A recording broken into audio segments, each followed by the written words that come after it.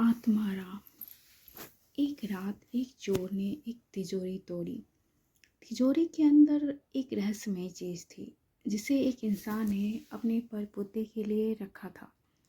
कई साल पहले एक गांव में एक जमींदार थे, बहुत अमीर और बहुत दानवीर। उन्होंने अपनी आधी संपत्ति दान कर दी थी और एक ज़मीन का हिस्सा उन्होंने स्कूल को दे दिया था। उसके बेटे की मौत रहस्यमय तरीके से हो गई थी। जमींदार रघुनाथ ने उसकी याद में एक अस्पताल बनाया था। उस अस्पताल के मुर्दा घर में ऐसी मान्यता थी कि अमावस्या के दिन कोई भी मुर्दा जी जाता है। एक आदमी जिसे मारा गया था, उसी मुर्दे घर में उसे होश आता है और अस्पताल से सीधे घर जाता है और अपनी पत्नी को मारने लगता है, जबकि पूरे खानदान के लोग उसकी अंतिम संस्कार के लिए आते हैं और जबकि उसकी पत्नी को वो आदमी जान से मार देता है और उसका अंतिम संस्कार करने के बाद जेल चला जाता है और किसी से बात भी नहीं करता। दूसरे महीने अमावस की रात उसकी मौत हो जाती है। ऐसे ही साल में 24 लोग जी जाती हैं और दूसरे महीने उसकी मौत हो जाती है।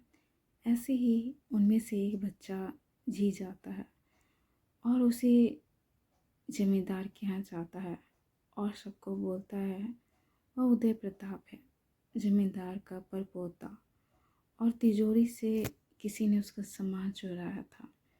असल में वह चोर जमींदार का रिश्तेदार था जिसने जमींदार की पत्नी का आत्माराम चुराया।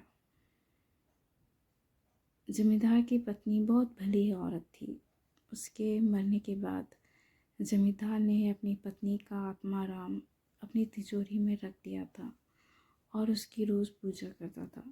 जमींदार चाहता था 7 पीढ़ी उसकी पत्नी का आत्माराम देखे, पर उसके बेटे और बहू की मौत शादी के दिन हो जाती है और जमींदार के दूसरे दिन, और सबको उसी अस्पताल में लाया गया था। जमींदार की आत्मा तब से उसी अस्पताल में भटक रहा है और अमावस की रात एक लाश को ढूंढता है और अपनी पत्नी के आत्माराम को मुक्त करना चाहता था, पर उसने जितने भी शरीर को उसकी आत्मा ने कब्जा किया, कोई उसकी पत्नी के आत्माराम को छू नहीं पाया और अंत में बच्चे के शरीर में उसकी आत्मा प्रवेश कर गई और उसने अपनी पत्नी के आत्माराम को जल में प्रवाहित कर दिया। और जिस रिश्तेदार ने उस तिजोरी को खोलने की कोशिश की थी, तो जमींदार ने की आत्मा ने उसे मार डाला। अपनी पत्नी के आत्माराम को बहाने के बाद अस्पताल में मुर्दों का जिंदा होना बंद हो जाता है और जमींदार की आत्मा भी मुक्त हो जाती है। दरअसल आत्माराम